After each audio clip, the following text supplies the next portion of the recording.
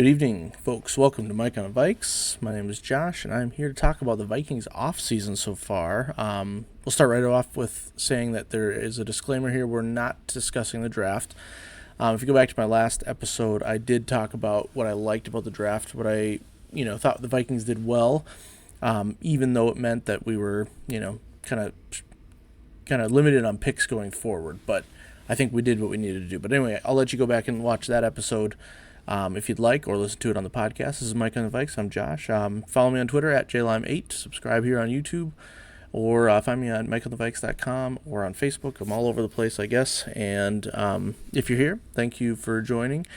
Like I said, we're going to talk about the Vikings offseason so far, and what I've kind of looked at the whole thing, the whole of everything they've done so far, and I've decided that I got 3 things I like, 3 things I dislike, plus maybe a little bonus at the end.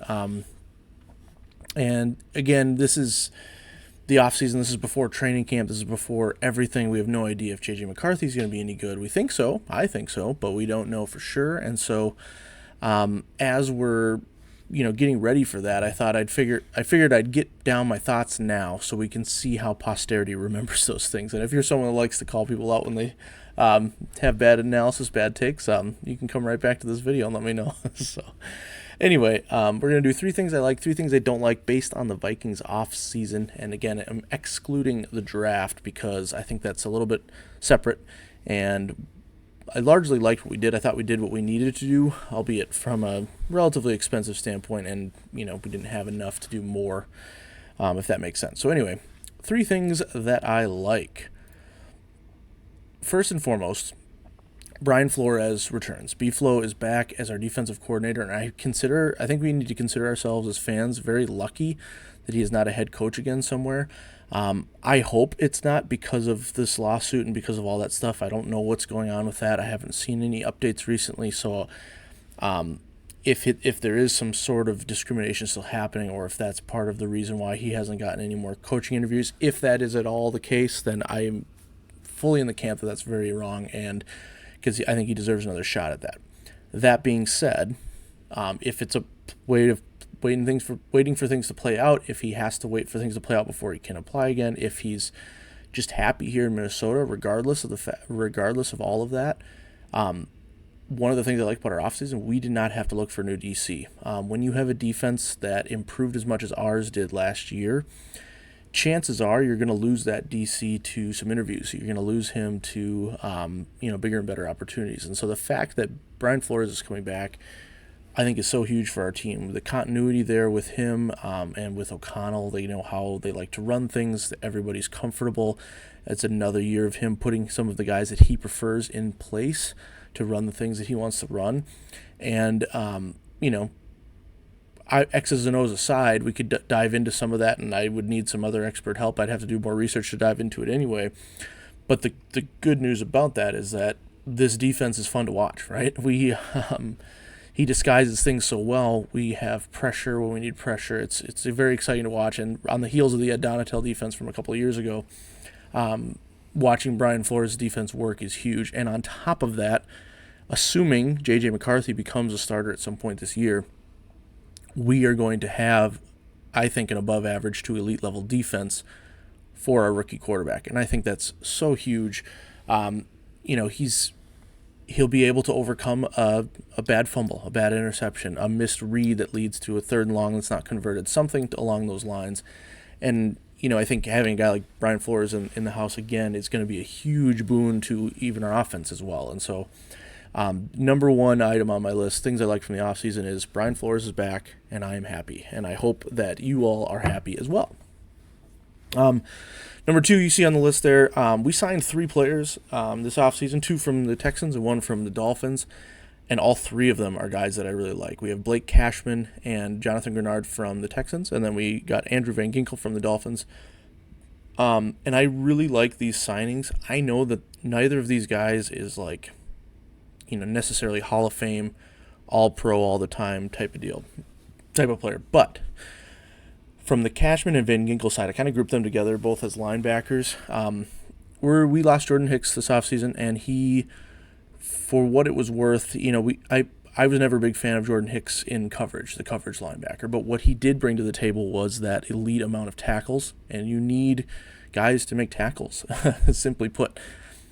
And so bringing in Cashman and Van Ginkel helps fill that void a little bit. In addition to that, they're both taller and bigger than Ivan Pace Jr. I love Ivan Pace Jr. I think he was a steal from last year's draft as the undrafted free agent we signed him as, and I thought he had an unbelievable rookie year. But you cannot change the fact that he is a smaller linebacker.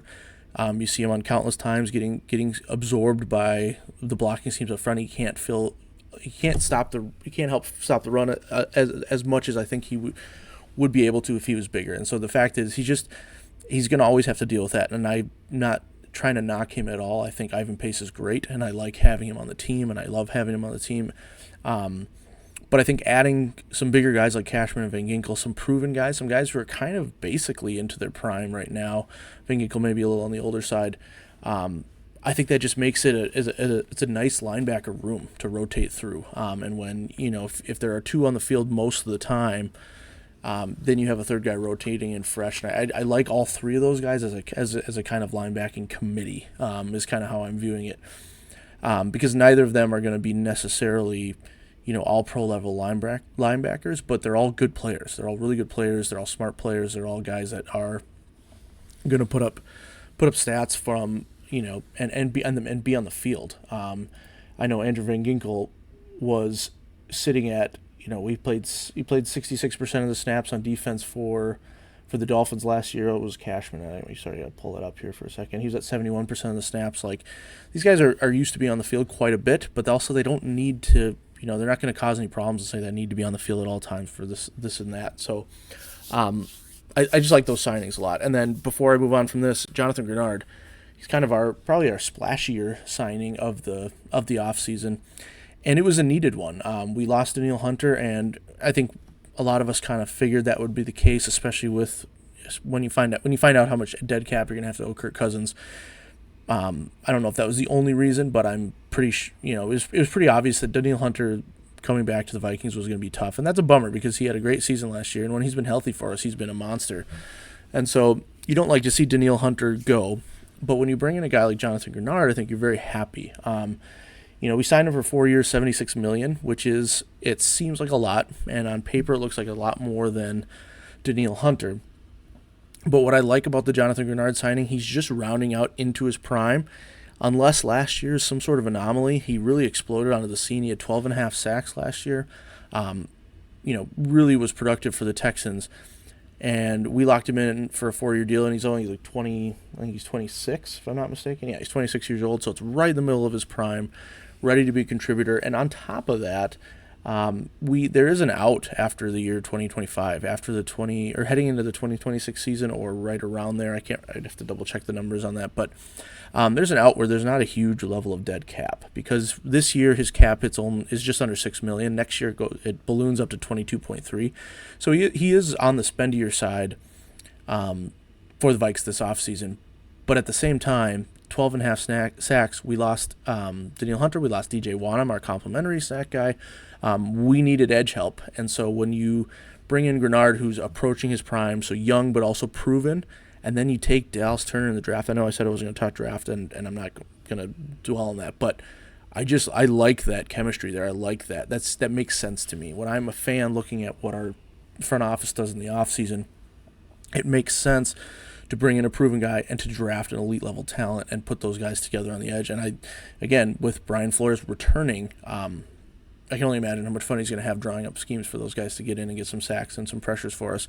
And a little foreshadowing here, we're going to need some pressure this year because I don't know if we did enough in our secondary, which I'll talk about later in a second. But point being, really love those signings, those three in particular. And they weren't the only ones, but those three in particular that I thought were smart signings. And I was talking to my buddy John from Bite Size Vikes. By the way, Bite Size Sports, if you are looking for more general sports content as well, is a great site, great platform that I write for, and tons of great guys over there talking football, basketball, combat sports, and there's even a Star Wars podcast over there. So head on over to Bite Size Sports as well. But talking to my buddy John from Bite Size Vikes specifically, we've been liking this Blake Cashman, Blake Cashman, for a while, and these are just moves that seem to make sense. And so while they're not the splashy, the top dollar guys, the top 5, top 10 free agents available necessarily, I think they're going to contribute. And again, when you have the continuity of Brian Flores plus the talent we already have on the team, plus some of the experience we have on the team, it's one of those things where if it gels right as we think it should, I mean, this could really improve our defense even more than it was last year. And presumably starting a rookie quarterback, we're going to need that defense to at least maintain what it was last year, if not get even significantly better. So good on the Vikes for signing those 3 guys, among others. There's still Jerry Tillery, who I didn't mention, who's got some first-round pedigree, who could still turn into something, and then a number of other guys as well that, you never know who's gonna rise to the top. But again, me here in middle of May, trying to manifest more football discussion. Right, these are the 3 that stand out to me. I've been saying it since we signed them the first part of the offseason. These are the guys that have stood out. So hopefully I'm right that they are going to contribute and be great. If I'm wrong, come find me and let me know. Feel free to do that as well. And the last signing, I actually really like the Sam Darnold signing. And I will add the caveat or the asterisk or whatever you want to call it, that I needed to know that they were going to get a quarterback in the draft for me to put this on my 3 things I like list. So I'm going to give a nod to the draft, even though I said I wasn't going to talk about the draft. But I was going to be upset if Sam Darnold was our actual quarterback plan. I didn't think it was. I don't think anyone thought it was, but I was like, just in case, I have to wait. I have to think this through, because I don't want a 1-year deal for Sam Darnold to be the Vikings quarterback. That obviously doesn't make any sense. And so now that I know for sure that he is either the backup plan or he's the plan for if J.J. McCarthy needs some extra time in training camp or if he's not quite there yet, I love this deal now, because it's like $8 million guaranteed. It's 1 year. There's no commitment down the road. Darnold's had moments. He's a top 5 pick pedigree. He's had some streaks of good play in the NFL already, and so you never know, for whatever reason, if he's going to play 2 or 3 games. And it's nice to know that there is the capability there. There's the talent there. Plus, with a head coach like Kevin O'Connell, who knows how to talk to quarterbacks, who knows how to scheme up plays. We saw him masterfully lead Josh Dobbs to some great quarterback play initially last season for the Vikings. So we know it's possible. And so when you have a guy like Sam Darnold, I think it makes perfect sense to have him here as the insurance policy. And we saw this last year with across the league, right? How devastating an injury to a starting quarterback can be, and how many teams had to resort to their backup quarterback. It's tough because it's not smart to allocate too many resources to your backup quarterback, because you're assuming that player is never going to actually see the field, right? But, injuries happen. We know that. It's the NFL. It's a violent sport. There's big hits, all that stuff. And we saw Kirk go down, and we saw how much we struggled. We had Josh Dobbs with some magic early on, and then he tapered off. And then we had the Nick Mullins experiment, who I love that he slung it around and threw up the yards, but way too many turnovers. And so we had all these ups and downs, our backups, and you kind of take for granted the steady Eddie that Kirk was before his injury. And not just steady Eddie either. He was on definitely a Pro Bowl pace, if not a MVP caliber pace for the first part of the year last year. So anyway, my point is, I'm glad they didn't overlook the backup quarterback. I would have probably been okay if we rolled in here with Nick Mullins as our backup, because again, he at least slings it, right? He's gonna take some shots. You don't have to necessarily limit the playbook too much, but you're gonna have to live with, giving up 2 or 3 turnovers a game, which was what really killed us last year. If you look back at the games we lost, turnovers played a huge factor in us missing out on the playoffs. So I like the Darnold move for the fact that we're hoping that he's only there as insurance. And if he's not, if J.J. McCarthy maybe suffers a slight injury, or maybe the coaches just say, he needs a few more reps before we're going to throw him out there confidently, I'm even okay with that. It's giving Sam Darnold weeks 1 through 4, see how it goes. Like there's going to be a learning curve with the rookie quarterback, and he can still win the Super Bowl with that kind of setup. Sam Darnold for 4 games and then bring in McCarthy. By the way, if you don't know, one of my tagline for Mike on the Vikes is that this is high quality, premium fan level delusion. So that sneaks in from time to time. I know that this team is not going to be considered a contender, but I think they are. because I always think they are. So anyway, those are the three things that I really liked about our offseason so far. Again, excluding the draft. These are signings that we did, guys that I think will contribute right away. Now let's talk about the negatives, because there are some things we did that I don't like, and those things are right here. Number one, where is Dalton Risner? I found a good article by Tyler Forness, and if you follow Vikings material online on Twitter or you're reading articles, you've probably heard the name Tyler Forness. He's a very good Vikings analyst, and he said something along the lines of, Dalton Risner wants to be paid like a starter, and yet his run blocking as it fits in our scheme and just in general isn't quite up to starting level, right? So there seems to be a little bit of a standoff there. Last year, we also waited pretty long. I remember mentioning it to some friends and mentioning it on a friend's podcast that, why haven't the Vikings signed Dalton Risner? We have an issue with our interior pressure allowed. We need a guy like him who is going to be reliable. He's going to be available. He starts every game, he started a lot of games over the last 5-6 years, and he's done pretty well. He's been very competent at the very least, and so. Last year was the same thing. We waited a very long time. We ended up signing him after we lost Ezra Cleveland in the trade to Jacksonville, and we just needed interior guard help. And I feel like now we're in the same boat, and that's what that article that Tyler Forness was saying. Same deal. Like, the Vikings still may sign him. They're just waiting it out. So it doesn't feel good when this happens because you just, unless there are details I don't know, it's basically Dalton Risner wants more money. That he feels he's earned, and the Vikings are saying, we're not going to pay you that because you're not at that level. And the reason it's on my three things I don't like is because I don't know if we have the luxury for that when it comes to our interior offensive line. We have Garrett Bradbury, who's had moments of being pretty good, but also moments of being pretty bad, and he's kind of just middle of the road. Ed Ingram, who knows what we're going to get from him. Blake Brandel, who I think right now is listed as our starting left guard. Again, not a bad player, but just these. It's not exciting, and when you have the tackle duo that we have with O'Neal and Darisaw, you'd think that you would maybe go overboard a little bit, pay a little bit more to get that guard help, and so I'm a little annoyed that we haven't reached out. We signed Dan Feeney this offseason.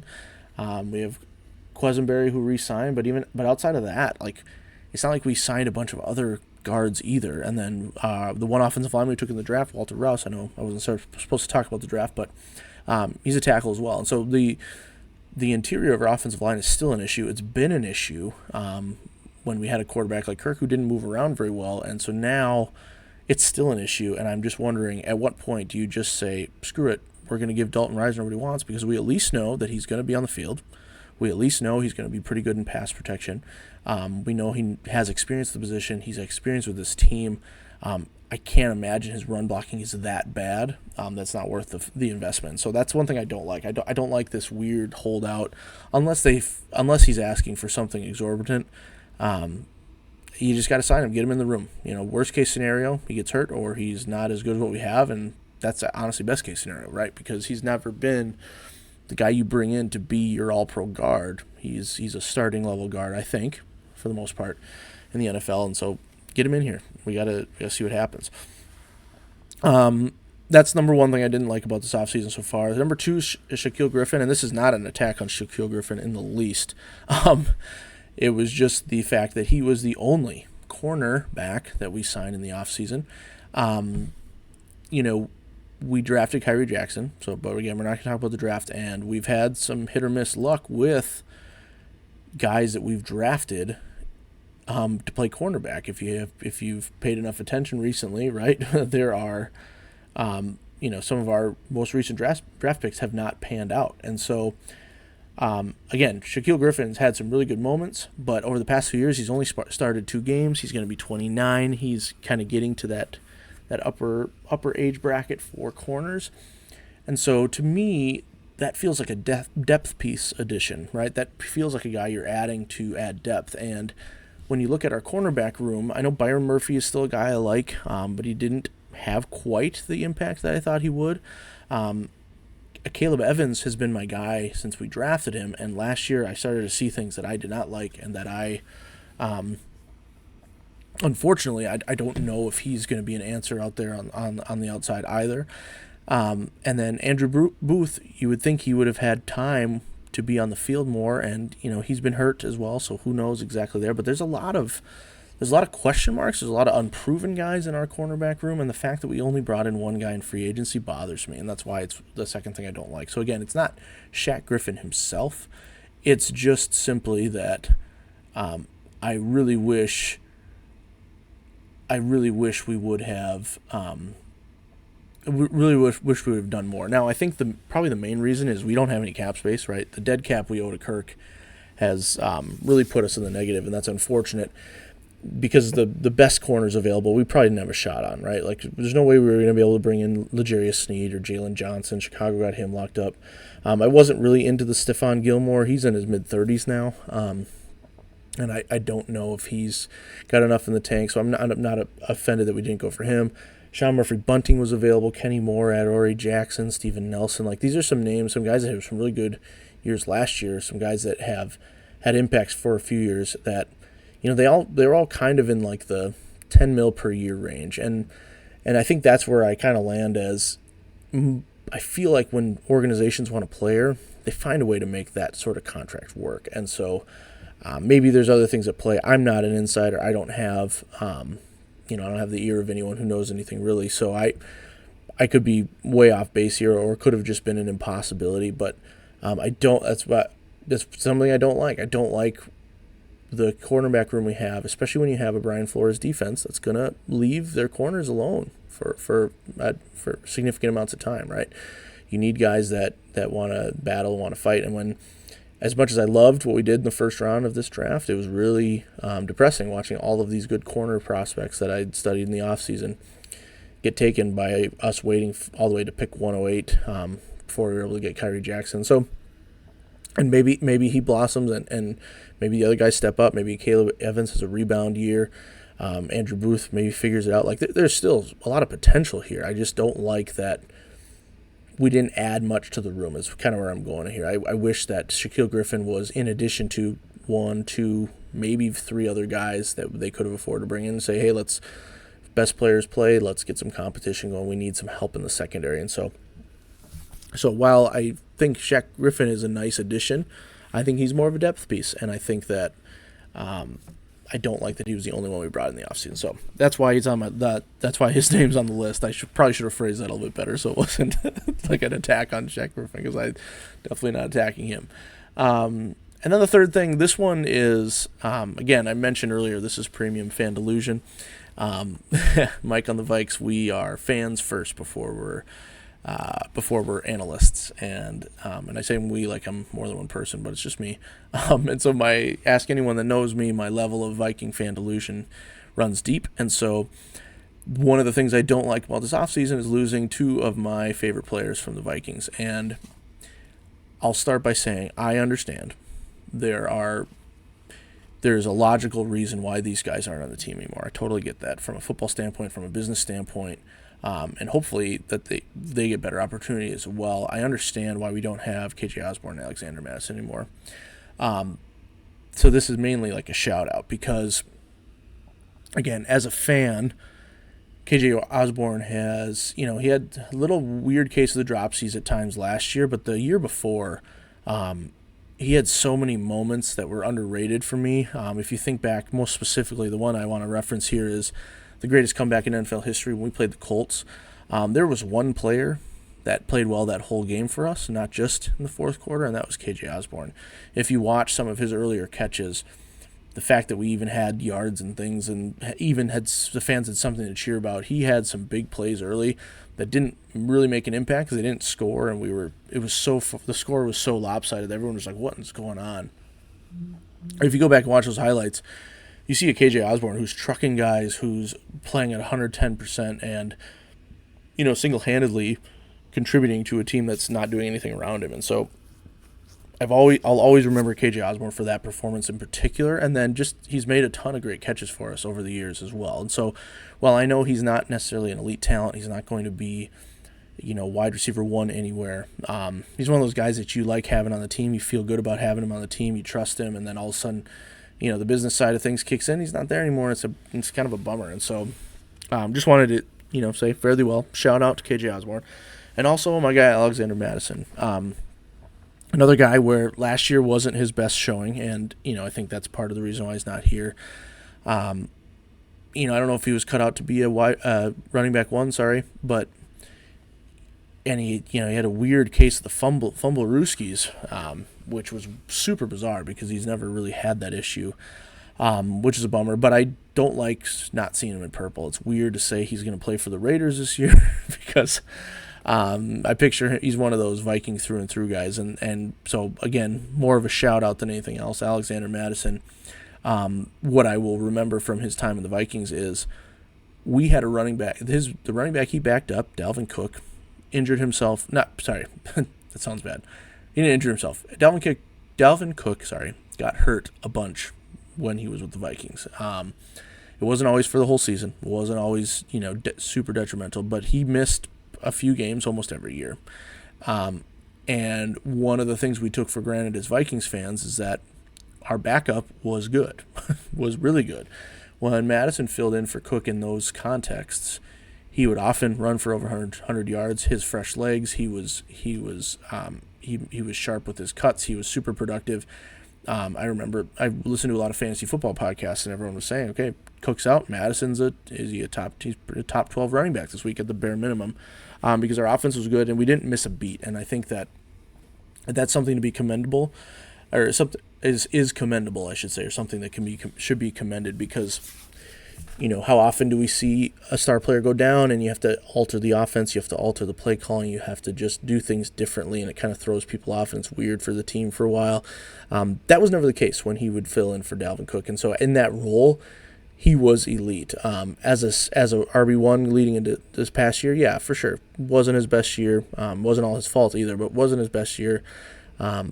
And so it's kind of a bummer, but it's just a bummer in general to see him not be able to see him on the Vikings next year or this upcoming year. And so I wanted to give a shout out because I don't like that. I understand it. I'm not blaming the organization for not bringing these guys back, but from Mike on the Vikes, the fan, and we're fans first here.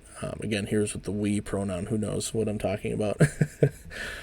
It's a bummer that he's not going to be there. I don't like that Madison and Osborne aren't going to be on the team this year, but because my son talks about KJ Osborne because he's watched The Greatest Comeback with me on YouTube a bunch of times, and so hearing him reference KJ Osborne and now that he's not here, it's just kind of a bummer, right? But it's a business. I'll get over it, and I wish the best for both those guys. And I don't like it, but I understand it. So that's where we're at.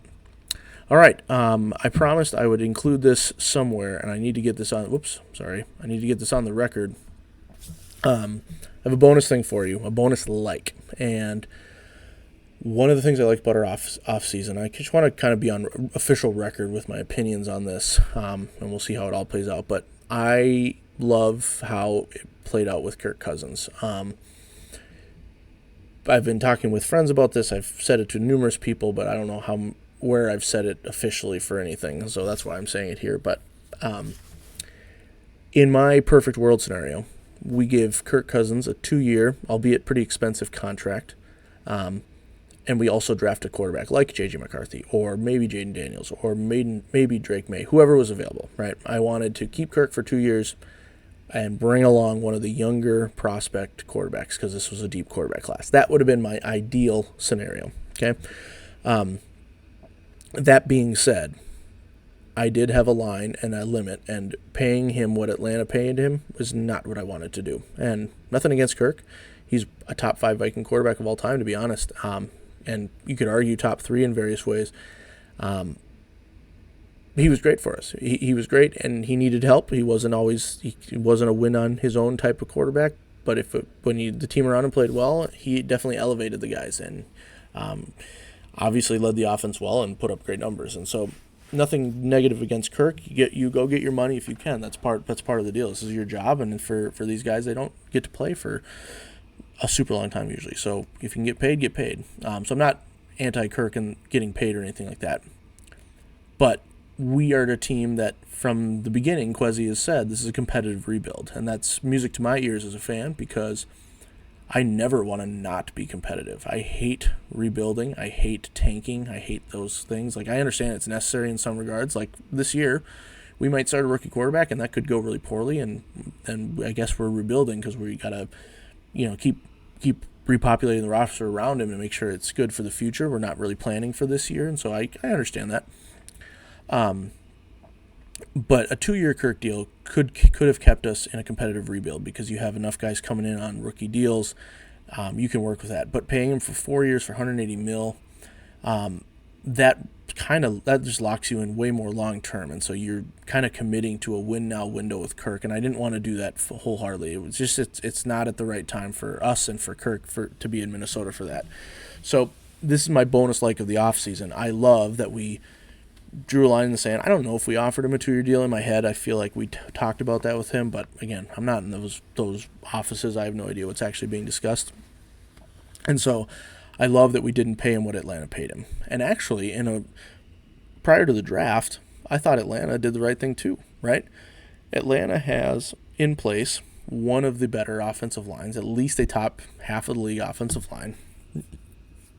They have a lot of defensive talent. They have a lot of young offensive weapons. Kyle Pitts, Drake London, Bijan Robinson, who looks like, he looks like the most athletic person around anyone on the field when he's playing.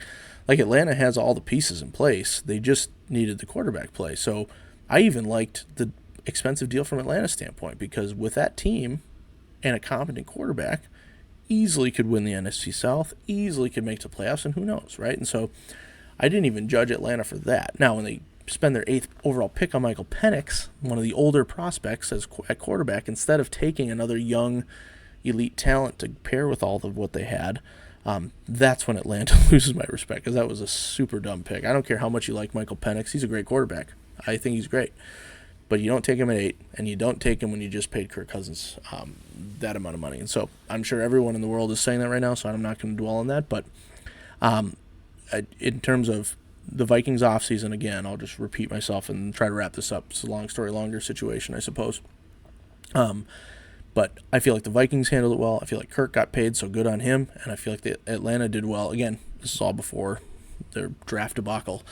So again, one thing I like about a bonus like about the Vikings offseason is how we handled this Kirk deal. Because the other bummer I kind of briefly touched on earlier is because we didn't re-sign Kirk and restructure him, we have a lot of dead cap. So it is hurting us.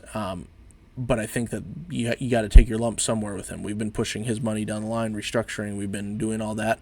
You got to take that hit some point, and I think what better time than now when you bring in a rookie quarterback, and so that salary disparity shifts greatly, and you're in a much better spot. And so I thought the Vikings did that well, and now we've transitioned to the future quarterback instead of deciding how long we're going to cling to Kirk. And Kirk gets a chance to play for a team that's got some pieces around it. It's got an offensive line that can protect him, and who knows what he can accomplish down in Atlanta. So it's a win-win for everybody.